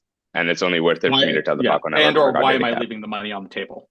Yeah, that too. Like this seems, it would be stupid. Oh, this program was designed for me to make additional money because I did all this work. Like it should have to comply, right? Yeah. No, I mean, I'm not saying it is practical, right? I mean, there was actually a recent paper on this which tries to basically, it's on compute networks, but basically it tries to determine how much we pay you for providing computation on the network based on your alternatives, right? So based on you know, the next highest payer, and so you know, and it's great in theory. In practice, it's hard to. I mean, you don't have a way to forecast that without the people providing data, and there's no incentive to provide data because obviously you're lowering your payout, right? There's sort of an intrinsic way in which this happens, which is, you know, as the block reward goes down, artificially or naturally, right? The players that are left standing are the ones that are making that have either more efficient operations, meaning their cost basis is lower, or that are actually or that actually attract revenue from other sources, right? And everyone else will become economical and die. Now, is that something that you want to provoke? Just, you know, basically you're creating natural selection by reducing the rewards, right? I mean, it works, it's effective, but it's potentially not in the best interest of the network. Yeah, I mean, I think the other question here on something like that paid deals, right, is you could imagine again, could you say you opt over to a block reward system where there's a tax on all deals, where some fill cents per TIB goes into a pot, and that's not a pot that just gets redistributed back on the block rewards, but instead gets used for supporting client development or you know, whatever it is that's furthering the network's growth, but it's not necessarily something that the SP directly sees, but rather it makes it easier for them to get more clients or so forth. And that if you've got paying clients, that tax is small enough. Whereas if you're doing it purely for block reward, it's not necessarily a clear win. But at the same time, it's still tough to say, is that really, does that choice directly indicate that you're focused on paid clients versus you just see, okay, no, the block rewards here are still better, so I'm, you know, even if I'm having to pay this tax or what, yeah, exactly. Yeah. But maybe that's like better than not having the tax, to your point on like increasing the floor. Like I don't know how bad it is in a world if it's like universally accepted that that's what you need to do. Like that. I could argue that the time you spent to get data cap was taxed too, right? And then there's always been like a secondary market for people just purchasing data cap, right? I literally had somebody DM me, of all people, DM me to be like, hey, like, you know, how much do you want for this allocator? Yeah, I was like, what the? Like, of all the people you think this is gonna work with. But anyway, there's always been a market, and so there's already a tax. Like people are already paying a tax, and so it's interesting for me to consider. Then, okay, like why is that tax? Like, maybe regulate the market instead or formalize the market instead, because that could lead to some like really interesting outcomes. Not to say I necessarily agree with buying and selling a data cap, because I don't know if I do, and that's a whole other argument that I don't know if we have time to go into. But given that it already exists, and like you're proposing that, hey, maybe there's this like a way in which we can accrue like value. I think ZX also had this point, right, where one of his things was, so how does a network get rewarded for like useful activity that's happening in there? I don't think that's like a bad idea to consider, where it's like, okay, maybe Let's there's just burn that instead, for instance. Yeah, there's like a pay to play aspect, or there's like some version of this where I do think it brings the floor up even further for like a net new SP that might be stepping in. But I also find it really hard to believe that like a net new SP would want to get into this game if they didn't think that they'd make money. Some way to make money. Yeah. Yeah. And so you're just changing like what that utility function looks like a little bit, right? Sounds right. Yeah. I don't know. I guess like I'm kind of curious to hear, Will, from your standpoint, what is like the set of urgent concerns versus like broadly, we just need to continue evolving?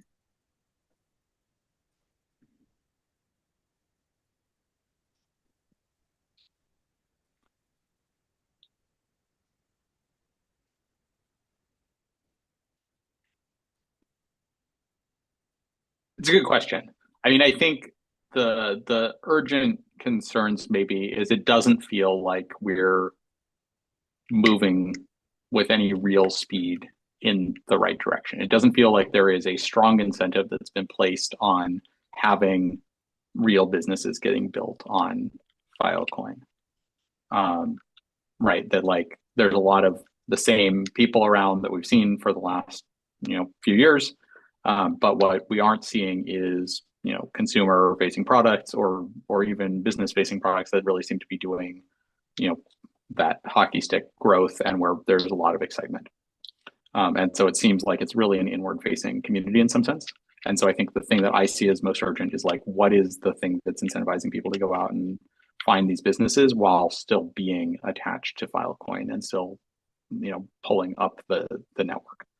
And that seems like getting that full link where it's like you're incentivized to get a business going and you're pulling Filecoin with you in doing that is like somehow not a fully tied together story. Because it's really hard. Yes. Yeah. That seems like that's the overall ecosystem strategy question, not just like a incentives question, but I think that is like what the network incentive needs to be aligned with and supporting. Yeah, that makes sense. And then I think like we've like, always this is talked the lever about, like, we've got as a community in some sense to hopefully do that. So how do we use it in a way that at least is in the right direction? And are we doing that well enough right now? I think the three things that have always stood out to me as like the most optimistic directions for doing this have been distribution, retrievability, and like the paid aspect. And like these aren't necessarily like, it's not like you need everything to prove that what you're doing is useful, but these are ways in which I think if we had objective ways to do the retrieval, if we had objective ways to show that the deal was paid for, and maybe the tax is like a way to do it. And if we had objective ways to show that like the deal was distributed in a way that made sense for like a real user, which is like, hey, there's at least one replica of this particular thing. It makes sense for there to be multiple, even if everybody can't access it, or when you get the retrieval bits, you can't do anything with them because you shouldn't be able to. Those feel like useful areas to invest in. They always have. I still think they do. And I would argue that like to this point of like, what are we doing right now? What are things that we could do today? It feels like we should just continue in things that we know we can easily do with the system that exists, rather than looking at like significant alterations to the L1 or L2. And maybe I'm too like conservative. It just feels like those kinds of changes are very expensive from like a upfront like capital and time investment, and don't always yield because it's hard to know and hard to predict always how things will play out.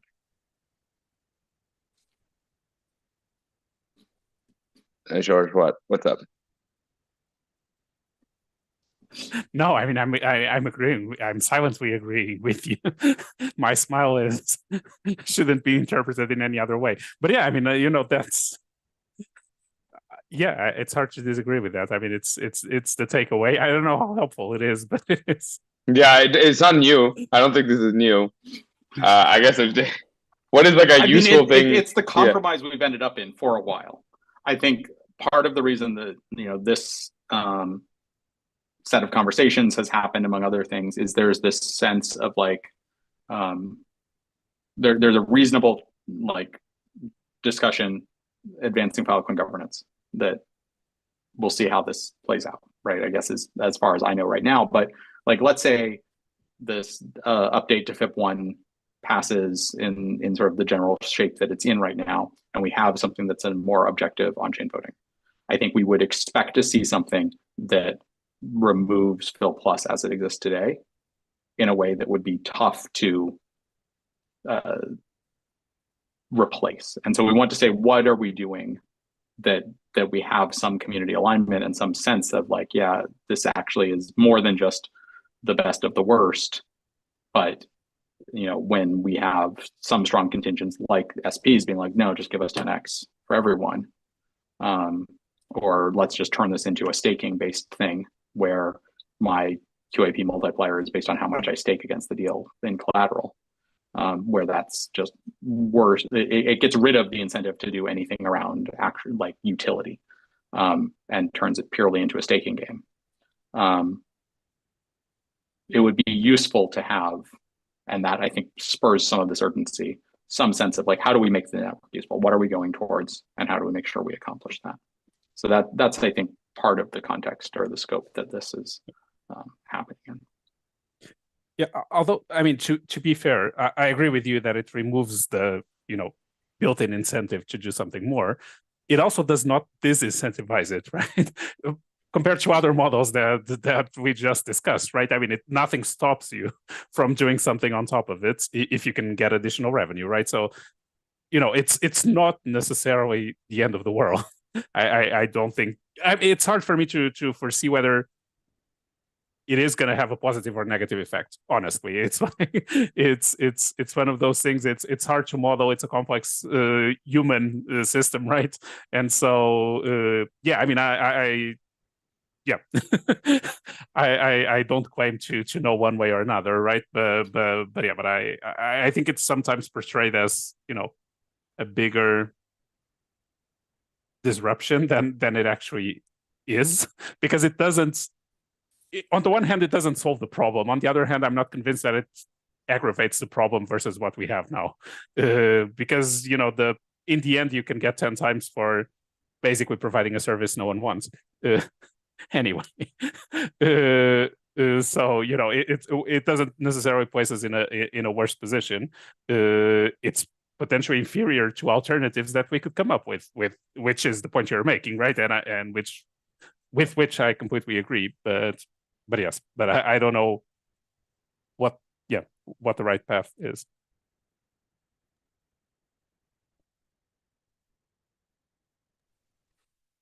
I think one thing that I've always wished we had better of was like aligning the community on how to measure when things are actually headed in the right direction.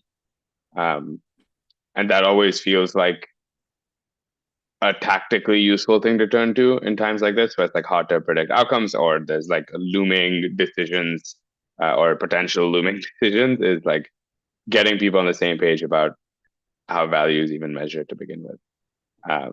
And that's something that we tried pretty hard with different. Yeah. There is now some on-chain voting web app things that allow people to vote based on their power or based on their tokens. Right, but from like a Phil Plus like program standpoint, like we invested a ton in like transparency of like what was happening as a result of it, like what were the implications, who was participating, what was it doing for the network, and I'd be curious to know if like you think that there are ways to measure the value and the worth of the program that are underappreciated today, and like what we could do to build consensus around that as like a way of figuring out how to build alignment. Because if you just find that the entire population values the usefulness of data cap in a way that's very counter or different than like what you'd expect, then that is probably a conversation worth having like very broadly. So I think there's a couple of things, and I think this is one of the lines I've been sort of going down. We did a little bit of modeling on like what is the value of Phil Plus as a mechanism, and looked at, as a program, if we were to make Phil Plus scarce, if we were to just give out Phil Plus, how does that change block rewards, and what sort of economic fraction of the overall block rewards is Phil Plus as a lever? And some of that is like one of the parameters there is like how long-term your goals are in terms of where you see the value of the network. If you see the value of the network as a long-term value, then Phil Plus is a mechanism that is responsible for the whole block rewards, right? Like you can choose if you're getting the 10x or not. Like that ends up being like a 90% sort of like manipulation of block rewards. If you see the value as very short-term, then you say, oh, well, but everyone already has it right now. And so the marginal delta of this new onboarding content that Phil Plus has over the next 6 months is less. And so you might see Phil Plus as a smaller mechanism in terms of the delta that it can do in the given less onboarding relative to what's already just being proved as sort of stable storage that has this already. And so I think that's probably the big disconnect there, or where people have differing opinions is it, I think, ultimately comes from how long-term of a perspective they're taking in terms of valuing the network. I think the other thing that I would add to that is a further conflating variable is that there's always been an aspect of like the Phil Plus community feeling like it has to uphold the rights of like clients which aren't represented on chain because they don't have a way to participate in voting or decision making, and maybe small SPs or like net new SPs, like new businesses that may not have accrued the power yet, and therefore maybe don't have the ability to express themselves or aren't embedded in the community in a way that like lets them share their thoughts, or maybe just like don't have the time and the money. And so in a way, there's like these like underrepresented like populations when you look at voting or look at like chain participation activities, that I feel like there's like a sense of duty maybe like with like Phil Plus like trying to figure out how to like make things work. And that's always made like the problem space really difficult, because effectively the people that are participating most actively are not incentive aligned with like where the program probably needs to like find ways to accrue value for the network at large. And I think you framing it as a short-term thing is probably right there, which is like if you look at the super long term where you're not just relying on block rewards to make revenue, and this acts more like a partial like additional revenue multiplier or a subsidy to do things that like everybody generally thinks are useful activities, then it like starts to function a lot more just like a government subsidy s thing, which it doesn't like make your business, it just supports the business. And so you want to participate in that business because the business itself like provides livelihood for the world, right? It's like airlines, where like airlines themselves are super lossy. You need subsidies to make them like worthwhile, but like so many people's livelihoods rely on them that the entire economy knows that like this is something that's worth investing in. It's just going to take really long to get there. And then within that world, like there's like a lot of complications that come from like the decision makers not being participants often. And I think like crypto and Web3 in general gives you the ability to bridge that a little bit, which is nice. But if effectively that I think forces a framework where everything has to be on chain, but the chain has to agree on like the set of things that are valuable at the L1 level. And then yes, I agree, everything else needs to be like an L2 pay to play. And so approaching it from that standpoint makes a ton of sense. I would probably just argue that like we need to come up with a way at the L1 as well that is probably a higher threshold than we're at today to make this worthwhile. The most profitable division of US airlines is the frequent flyer program. So, maybe that's all we need. Just start selling miles. I think verified client, like miles per TV per month stored. Exactly. That's funny. Onboard another PIB, and we'll give you a hat and only if it's made out of tin foil. Yeah, I guess like these kinds of conversations are always fun because it's nice to like think about it from like a little bit more macro, like higher level lens. But I'm not clear on like outcomes maybe from ZX's proposal, and it's probably just because I missed like the first part of the conversation. But it feels like something's being written, maybe something's being built, and like maybe we'll have a way in which we can model the impact of said thing soon. Is that right? Right. I mean, I think that's probably one of the outcomes is that there's continued evolution of a proposal that ZX has floated a couple times now, and most recently, and I just saw this recently in this L2 form, and I think that's actually a really productive framing of it. That's a good next step because I think that is one that enables that experimentation. Okay. So I think that's sort of one example, and I think the other concrete thing I took away from this is to think more about this sort of like opting in mode for the L1. I think that's even a thing that could potentially be done without protocol changes or FIPS from the L1, which like we have FVM now. We can do everything. But one of the things that we could do is have SPs choose a beneficiary where that opt-in is actually that the beneficiary that's getting those block rewards goes to the smart contract that is this alternative pool. And so by locking yourself against a beneficiary, you now can be getting deals at 10x, but you are perpetually having to give all your block rewards into a different game. Like that is a thing that could be done. I think the reason we've been hesitant is that there already were and are some other programs that involve the beneficiary, like some of the collateral loan type programs that will subsidize an SP. I think it's worth still experimenting with that mechanism or getting to a better composability standard.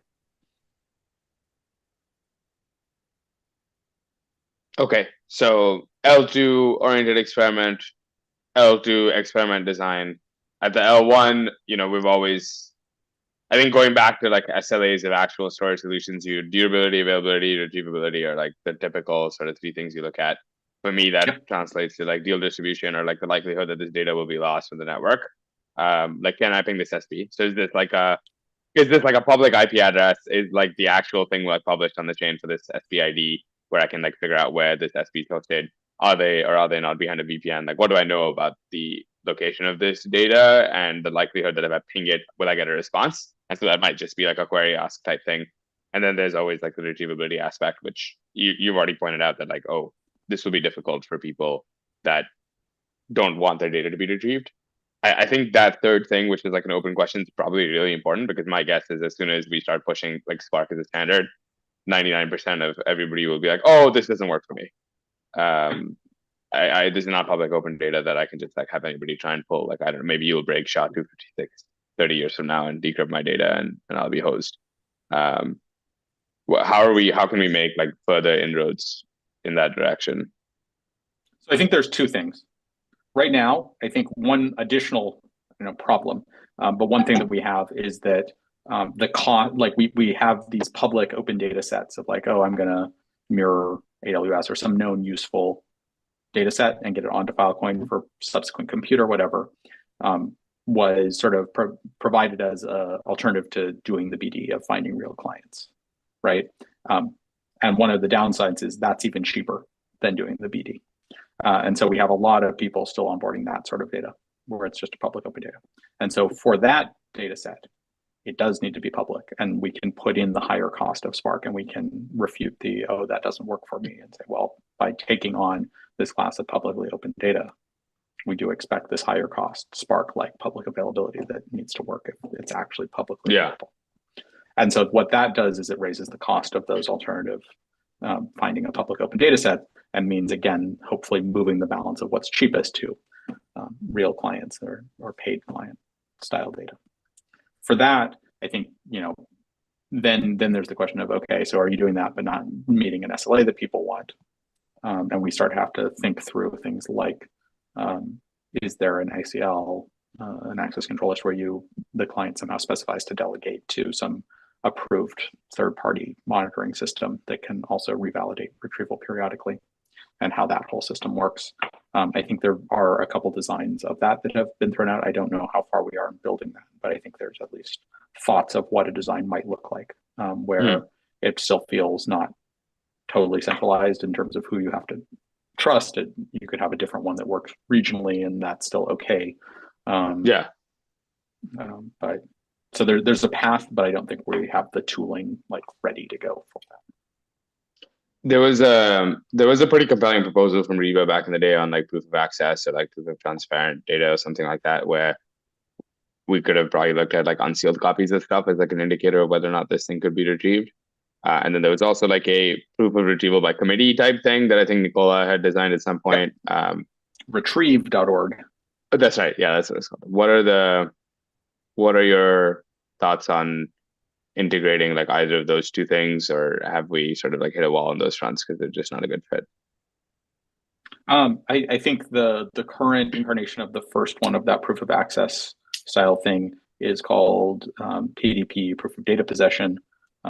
There's still some question about reconciling that to be that same validation of the unsealed copy, but that could be another signal used as part of the compliance checks for things like public open data, that there is an unsealed copy present. That it's another thing that we would expect, and that we expect the cost of that periodic proof to be relatively low. So let's add that as another thing that you should be doing as demonstration that you're meeting that expectation. Retrieve, I haven't paid a ton of attention to recently. I know we did get sort of to a thought of like how you'd have retrieval tickets and so forth. I think the thing I'm more excited about right now down that path is having some trust, but working paid retrieval.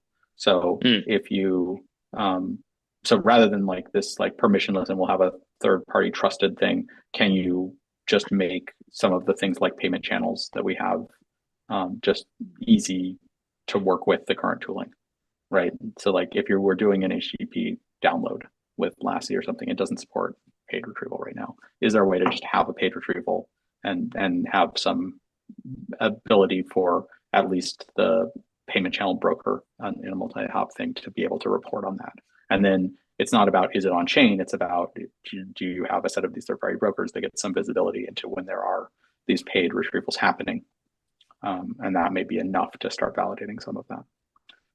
So I think having a couple paths towards paid retrieval that work is probably our best bet towards doing something that continues that retrieve style model.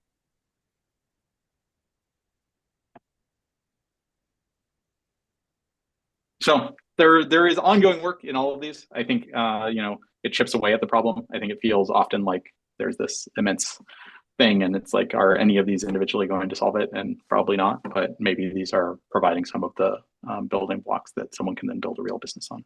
I think is probably the way to think about it. And I think there's a lot of just like, can we make the UX better through the various steps of this process that would not turn away real customers? I think we're still like, we always see the flaws. I think it's probably not so bad in reality, but I suspect that like paths of least resistance still involve going through intermediary entities. I don't know if that's like the long-term expected path.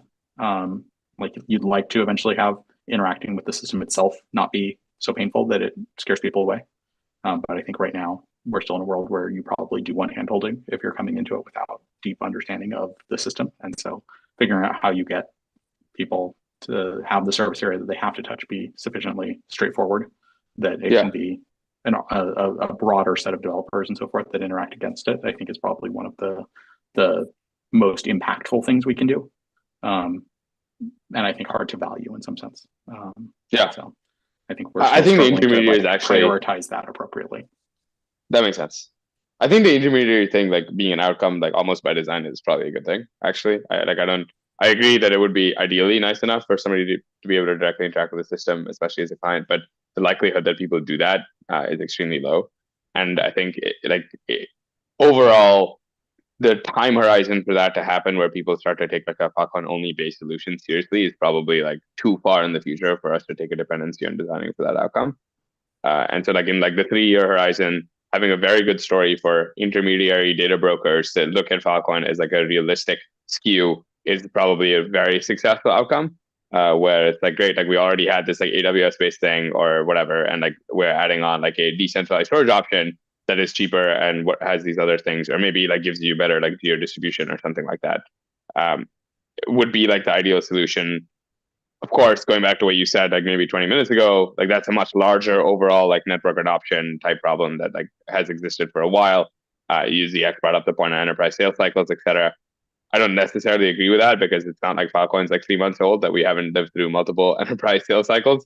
The network's been around for a while. Like people that participate here and have sold to enterprise buyers know how to do that, and know how to do that like within the span of a few months, maybe a year, but even then we've had plenty of those. And so designing for the intermediate feels right. I think looking at the future of the program, it feels like, and please tell me if I'm wrong, but it feels like, hearing you guys talk, an interesting or good outcome could be something like something that exists at the L1 that everybody broadly agrees is useful and valuable, and then maybe a bunch of L2s that are all pay to play or opt in for things that you think are even more valuable, that match to the line of business that you're in.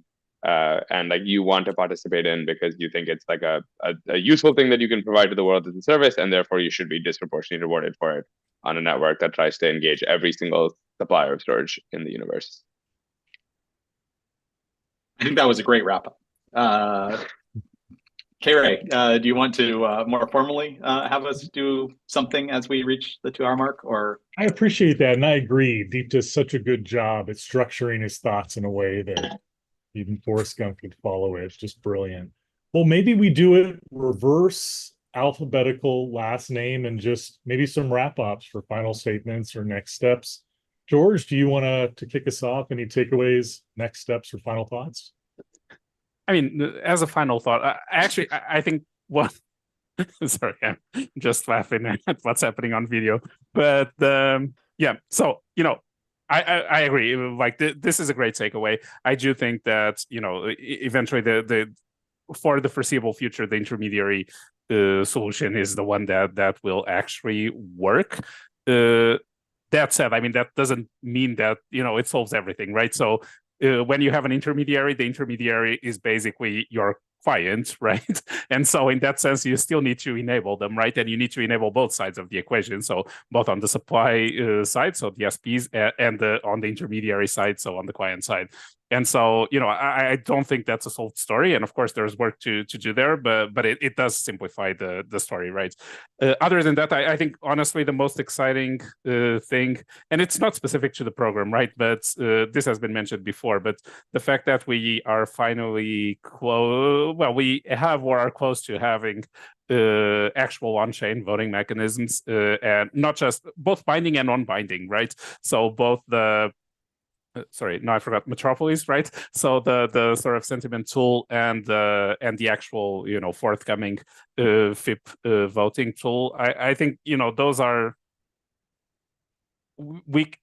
those will hopefully move us from talking a lot in the abstract, or not just in it's not even in the abstract. I think we talk concretely, but in very limited circles, right? And there's a huge amount of participants in the network that doesn't really voice their opinion. And so, I think that will both change the dynamics, and that's something that we should be very cognizant of and actually take into account as those mechanisms come into play. And so I think the wisdom of the crowd is way superior to anything I might say, and so that will be my final statement. Nice. Will, would you like to kick us? Yeah, I don't know. I think we continue to wrestle with these problems. I think I think this framing of having sort of a more concrete proposal that ZX came in with to help direct it gave us a bit more productive conversation this time, certainly than the last round of this. And I also appreciate Deep's perspective. I think we got sort of tied up on like why is Vil Plus bad last time, and didn't really get to the like what's next or where do we go as much as we did on this. So I liked the forward-looking direction, and I think we found that there are some opportunities for space to like explore and validate. Like, is there a space to like play with and learn things and experiment? And I think that's always good to like identify those, because then you can get to next steps and actually do things, which is always the goal. So I enjoyed this. And maybe we'll do another one at some point. Deep, very keen to hear your final thoughts or next steps we should move towards. Yeah, for me, this is just fun because it's been a while since I've like had the space to concentrate and think about these things in a while, which is kind of just like nice to see people's faces again and think about some of these things. One thing is for certain that a lot of these problems are timeless. I think that in some ways they will always be that way because they're temporally dependent. Like how people think about things being valuable today, it's probably not exactly how people will think about things being valuable 3 years from now. And so designing systems that are flexible to that and serve the needs of the stakeholders today, but progress the network is, I think, like the most successful thing or the most like the greatest outcome that we could achieve as like a set of participants in the network. So it's like address what's needed right now, but also with an eye towards what's in the next 6 months or 1 year, because beyond that is kind of difficult. And so hopefully we get things that we can try that will teach us something that hopefully make the network more useful overall. As a bag holder, I'd love to see that. But then separately, I am curious to know and discover, I guess, for the set of people that do engage in voting or do engage in discourse, how are we doing that in a way where we can get to outcomes that are like trustlessly verifiable to whatever extent is possible, decentralized to whatever extent is possible, but also upholding the needs of stakeholders that aren't well represented today. And so I think flat out voting itself will probably be only useful for a subset of the problems that we're dealing with.